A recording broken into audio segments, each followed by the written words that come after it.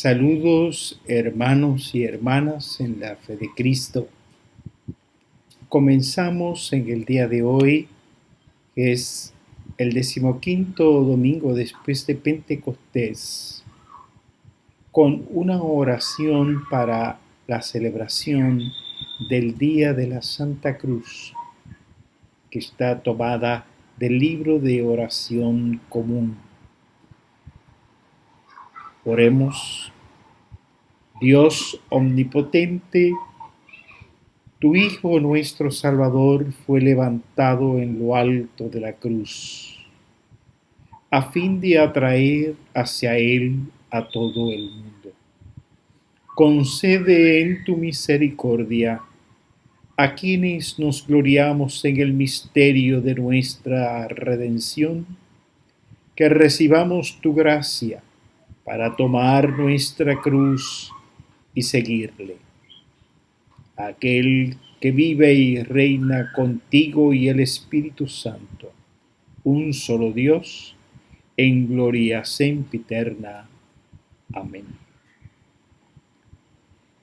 El salmo que corresponde a la fecha litúrgica de hoy lo vamos a tomar del libro de Éxodo, el llamado Cántico de Moisés y Miriam. Éxodo capítulo 15, y leemos: Entonces Moisés y los israelitas entonaron este canto en honor del Señor. Cantaré al Señor, sublime ha sido su victoria, caballos y jinetes hundió en el mar. El Señor es mi fuerza, mi refugio, Él fue mi salvación. Él es mi Dios, por eso lo alabaré. Es el Dios de mi Padre, por eso lo ensalzaré. El Señor es un guerrero, su nombre es Señor. Él hundió en el mar los carros y el ejército de Faraón. Lo mejor de sus capitanes, el mar de las cañas lo tragó. Cayeron hasta el fondo como piedras, el mar profundo los cubrió. Fue tu diestra quien lo hizo, resplandeciente de poder. Tu diestra, Señor, aniquiló al enemigo. Con la inmensidad de tu poder aplastaste a tus enemigos. Lanzaste el ardor de tu enojo y como paja se consumieron. Al soplo de tu aliento las aguas se amontonaron, como un muro se alzaron las olas y los abismos se cuajaron en el corazón del mar. Decía el enemigo: los perseguiré, los alcanzaré, me repartiré sus despojos y mi codicia saciaré. Desenvainaré mi espada, con mi poder los destruiré. Pero al soplo de tu aliento los cubrió el mar, como plomos se hundieron en las impetuosas aguas. ¿Quién hay como tú, Señor, entre los dioses? ¿Quién como tú, magnífico en santidad, terrible por tus hazañas, autor de prodigios? Entonces María, la profetisa, hermana de Aarón, tomó un pandero en sus manos y todas las mujeres salieron detrás de ella, danzando y tocando panderos mientras ella les cantaba: Cantad al Señor, porque sublime ha sido su victoria. Caballos y jinetes hundió en el mar. Libre, tú me hiciste libre, tú me hiciste libre, libre Señor.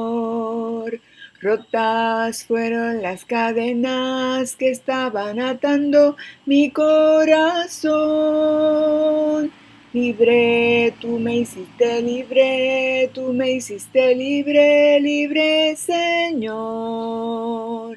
Rotas fueron las cadenas que estaban atando mi corazón.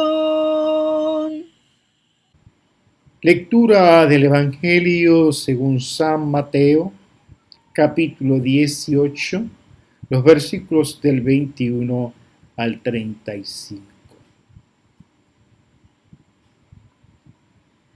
Pedro, acercándose entonces a Jesús, le preguntó: Señor, ¿cuántas veces he de perdonar a mi hermano si me ofende? ¿Hasta 7 veces? Jesús le contestó: No te digo hasta 7 veces, sino hasta 70 veces 7. Y es que el reino de los cielos puede compararse a un rey que quiso hacer cuentas con la gente que tenía a su servicio. Para empezar, se le presentó uno que le debía 10,000 talentos. Y como no tenía posibilidades de saldar su deuda, el amo mandó que los vendiera como esclavos a él, a su esposa y a sus hijos, junto con todas sus propiedades, para que así saldara la deuda.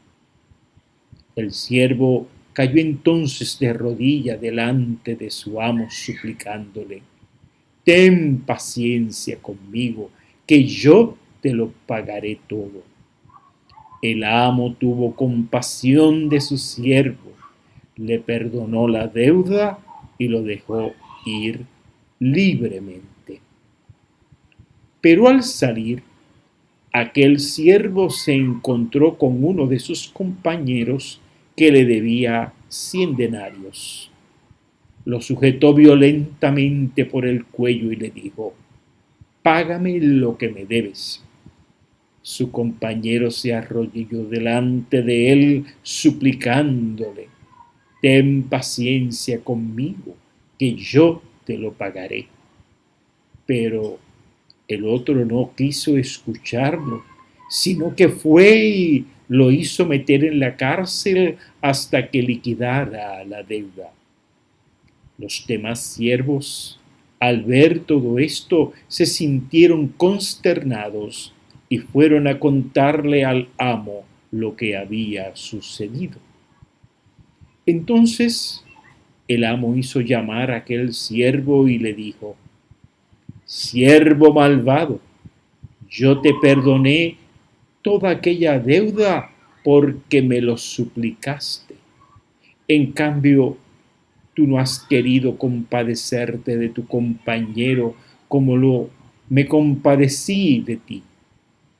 Y encolerizado, el amo ordenó que fuera torturado hasta que toda la deuda quedara saldada. Esto mismo hará mi Padre Celestial con aquel de ustedes que que no perdone de corazón a su hermano. Esta es palabra del Señor. Bendito sea su nombre para siempre. Compartimos un fragmento de la reflexión teológica que hace el profesor luterano de la Escuela Superior de Teología en Brasil, Martin N. Dreher, sobre lo que él considera como un redescubrimiento del pensamiento del reformador alemán del siglo XVI, Martín Lutero, y lo ubica en el contexto de lo que hoy se conoce como la teología de la liberación, que surge de la vida y la práctica de fe de las comunidades con base de fe en América Latina. El artículo fue publicado en la revista Espiga en el 2017 bajo el título Redescubriendo la teología de la cruz de Martín Lutero en el contexto de la teología de la liberación. Y citamos algunos fragmentos, ¿verdad? Pensamientos de este artículo que es un poco más largo. Para San Pablo, de quien Lutero toma la teología de la cruz, una completa y nueva comprensión de Dios se revela a través de la cruz de Jesús. El conocimiento de Dios se convierte indisolublemente con la cruz. La sabiduría de Dios se revela a través de esta locura y necedad revelada en la ocultación. El poder de Dios se perfecciona en la debilidad. La vida de Dios se convierte en poderosa en la muerte de su Hijo. La revelación de Dios convierte todos los valores a su alrededor. Dios escoge lo que es humilde y sin valor en el mundo. La vida cristiana y la vida en la iglesia solo puede existir bajo la figura de la cruz. De lo contrario, no es una vida en el seguimiento de Jesús. Lutero hizo de esta visión paulina la llave hermenéutica de su teología. En la disputación de Heidelberg en 1518, Lutero defendió la tesis de que Dios no quiere ser comprendido en lo que es invisible, sino en lo que es visible y manifiesto, lo que llamamos la visibilia. De lo contrario, la teología no es nada, porque Dios ha hablado, podemos hablar de Dios. Debido a que Dios se reveló a sí mismo, sabemos dónde hay que mirar. En su interpretación del Magnificat, en el 1521, Lutero escribía que Dios mira, y citamos a Lutero, solamente en las profundidades, no a las alturas. Y cuanto más lejos uno está por debajo de él, mejor él se ve. Para Lutero, la revelación de Dios es una revelación indirecta.